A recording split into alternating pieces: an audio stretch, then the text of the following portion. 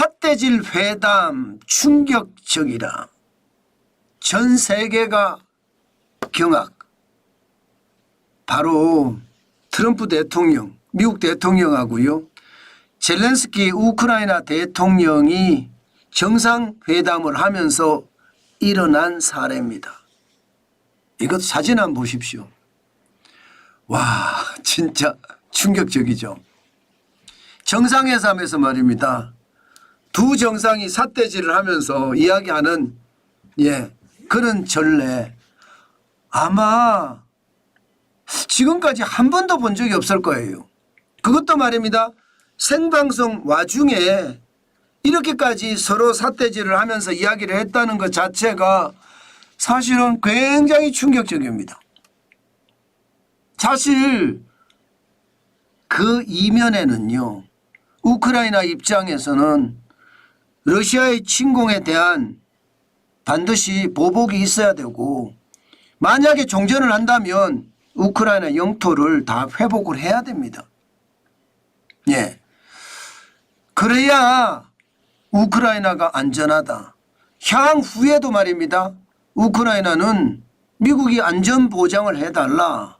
러시아가 다시 재침공하지 않게끔 미국이 안전보장 서약서까지 써달라. 이렇게까지 이야기를 했거든요. 그런데 트럼프 대통령 무슨 소리? 러시아와 지금 푸틴 대통령이죠. 트럼프 대통령은 밀월 관계를 유지하면서 전쟁 종식을 빨리 끝내고 우크라이나에 있는 광물 적어도 50%는 미국이 가져와야 되겠다. 이거 미국이 가지고 와야 되겠다. 지금 안전보장이 문제가 아니라 영토를 러시아한테 러시아가 점령한 땅은 다 준다고 하더라도 광물협정을 먼저 맺어야 되겠다. 이게 핵심이었거든요. 그러다 보니까 두 정상이 5월 동주예요. 같은 배를 타고 가지만 생각이 완전히 달랐습니다. 한쪽에서는 무조건 종전시켜서 광물만 가져오면 된다.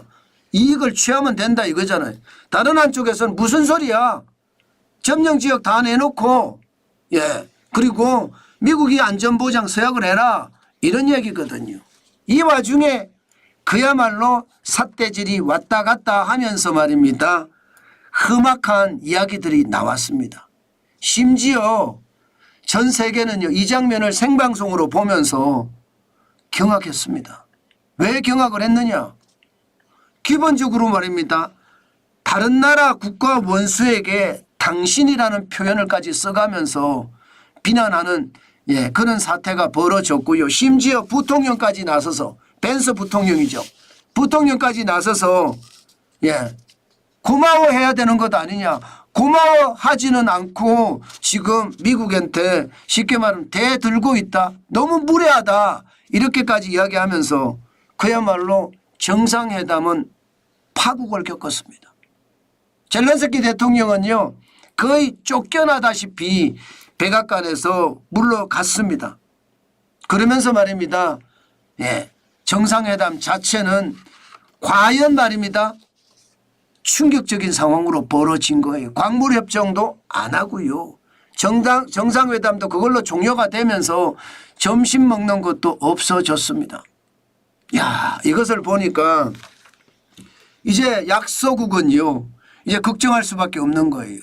이게 강대국의 논리가 자유민주 국가를 보호해 준다고 생각했던 미국이 아니다. 미국은 돈만 생각한다. 이렇게까지 나오게 된 겁니다. 실질적으로 말입니다. 트럼프와 젤렌스키 회담은요, 완전히 5월 동주, 다른 생각을 할 수밖에 없었어요. 우크라이나는 지금 점령지를 탈환하는 것과 우크라이나 안전보장을 이야기했지만 도널드 트럼프 미국 대통령은 광물협정에만 관심이 있었던 겁니다. 그러니까 지금 뉴욕타임스에서는요, 미국의 외교안보 원칙이 바뀌는 것은 아니냐, 이런 전망까지 나왔습니다. 지금까지 오랜 원칙은 국민의 희생을 감수하더라도, 감내해서라도 자유민주주의를 수호한다. 이게 미국의 외교안보 원칙이었습니다. 그런데 트럼프 대통령의 외교안보 원칙은요, 미국의 군사력이나 경제력을 통해서 금전적 거래를 더 중시한다. 이게 지금 미국의 외교 안보 원칙이 아닌가, 이렇게 뉴욕타임스는 꼬집기까지 했습니다. 자, 이렇게 되면 여러분, 전 세계에 지금 구도는 어떻게 변할까요? 지금 전 세계의 구도는요, 기본적으로는 권위주의 국가, 쉽게 말하면 독재 국가죠. 러시아, 중국, 그리고 공산국가들, 그리고 자유민주주의 국가, 미국을 위시한 유럽, 뭐 일본, 대한민국, 대만, 이런 국가들의 어떤 큰 흐름을 가지고 있거든요. 그런데 지금 미국이 군사력이나 경제력을 가지고 미국의 이익이 되는 것만 취하겠다, 이렇게 이야기하니까 지금 미국은 완전히 떨어지는 분위기예요. 그러면서 세계 경제는요, 뭔가 혼란의 도가니로 점점 빠져들고 있다, 이런 생각이 커지게 생겼습니다. 자, 이렇게 됐을 때 우리는 과연 어떻게 행동해야 될까? 이제 그 생각을 할 수밖에 없잖아요. 미국은 기본적으로 군사력과 경제력을 통해서 금전적 거래를 더 중시 여긴다고 하니까 이거 어떻게 할 것인가? 진짜로 고민할 수밖에 없습니다. 대한민국에게는요, 기본적으로 무역 불균형이라는 게 있습니다. 대한민국은 무역 흑자를 많이 내고 있거든요. 이거 어떻게 수정할 것이냐, 그에 대한 고민을 빨리빨리 해야 된다는 뜻이죠. 예, 미국의 압력은요, 경제력이나 군사력 동시에 압력을 가할 거니까. 그러면 우리는 뭐 여러 가지 방법이 있겠지만 미국에서 수입을 많이 늘리는 거 있잖아요. 원유라든가 가스라든가 석탄이라든가 미국으로부터 에너지원 수입을 더 많이 늘리는 거죠. 예, 그러면 무역 불균형은 어느 정도 해소된다고 쳐요. 주한미군에 대한 방위비는요, 지금 트럼프 대통령은 기본적으로 10배를 내라고 하거든요. 지금 1조 4천억 정도 내는데 10조를 내라는 겁니다. 쉽게 말하면 10조. 10조 이상을 내라는 거예요. 이 문제도 말입니다, 아주 슬기롭게 헤쳐나가야 될 겁니다. 그래야 트럼프 대통령의 어떤 뭐 모욕 외교라고 해야 되나요? 강압 외교라고 해야 되나요? 급박 외교라고 해야 되나요? 이 급박이나 협박 외교에서 우리가 벗어나는 길이다, 이렇게 생각을 하고요. 또 우리 개인은 그러면 어떻게 해야 되느냐? 개인도 말입니다, 이게 시장을 굉장히 열심히 볼 필요가 있습니다. 기본적으로는요, 달러 인덱스가 계속 올라가는 걸 보니까 이게 예상하고는 시장이 다르게 돌아갑니다. 달러 인덱스는 쉽게 말하면 달러의 가치잖아요. 100을 넘었으면 강달러입니다. 6개 통화라는 게 유로와 엔화, 파운드와 캐나다 달러, 스웨덴의 크로나, 스위스 프랑, 이렇게 6개거든요. 이 6개 통화 대비해서 쉽게 말하면 달러의 가치를 나타내 주는데 달러의 가치가 계속 올라가고 있어요. 계속 올라가고 있습니다. 뭐 그럴 수밖에 없는 게 일본 빼고 나머지는 전부 유럽 국가인데다가 유럽 국가들은요, 미국의 관세 정책에 대응해서 지금 전부 다 기준금리를 내리고 있기 때문이에요. 내리고 있으면, 기준금리를 내리면 돈을 많이 푼다는 이야기니까 돈을 많이 풀면 풀수록 돈의 가치가 떨어지잖아요. 상대적으로 달러의 가치는 올라가고요. 그런데 지금 말입니다, 젤렌스키하고 트럼프 대통령이 한판 붙었습니다. 그렇게 되면 전쟁의 어떤 상황은요, 더 위기선상으로 갈 수가 있습니다. 뭐 우크라이나가 완전히 망할 수 있다, 지금 이렇게까지는 안 갈 겁니다. 트럼프 대통령이 우크라이나를 버렸다고 하더라도요, 지금 말입니다, 영국이나 독일이나 프랑스 입장에서 우크라이나를 버리겠느냐? 안 버릴 가능성이 있습니다. 당장 영국에서 말입니다, 4조 원을 지원하겠다, 이렇게까지 이야기했잖아요. 그 외에 독일도 우크라이나는 혼자가 아니다, 이런 이야기를 했었고요. 프랑스도 마찬가지 우크라이나를 지원하겠다는 이야기까지 했습니다. 결국은요, 유럽의 강대국들이 우크라이나를 지원함으로 해서 전쟁의 위기는 점점 더 커질 거예요. 전쟁의 위기가 커지면 많은 사람들이 달러에 대한 선호도가 높을 수밖에 없고 달러의 가치는 계속 올라갈 겁니다. 달러의 가치만 올라가겠습니까? 금값은요.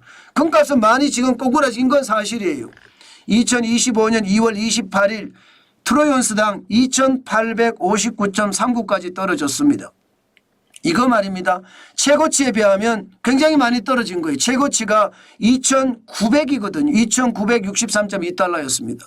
거기에 비하면 많이 떨어진 거니까 아마 이 부분도 또 달라질 겁니다. 안전자산이 중요하게 되잖아요. 전쟁의 위험이 커지면 커질수록. 예, 지금이야 단기 대체제라고 하죠. 금의 단기 대체제가 달러니까 달러를 빨리 사모으는 그런 형국이지만 앞으로 말입니다. 예, 금에 대한 것도 많이 달라질 수 있다 이렇게 생각합니다. 분명한 것은 위기는 점점 커지고요.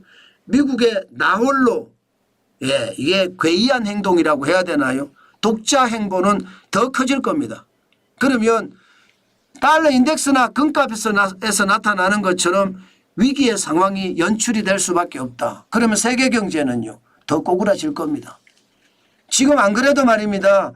예, 세계 경제 성장률 2024년 3% 성장을 했지만 올해 성장률이 어떻게 될지 물음표예요. 물음표.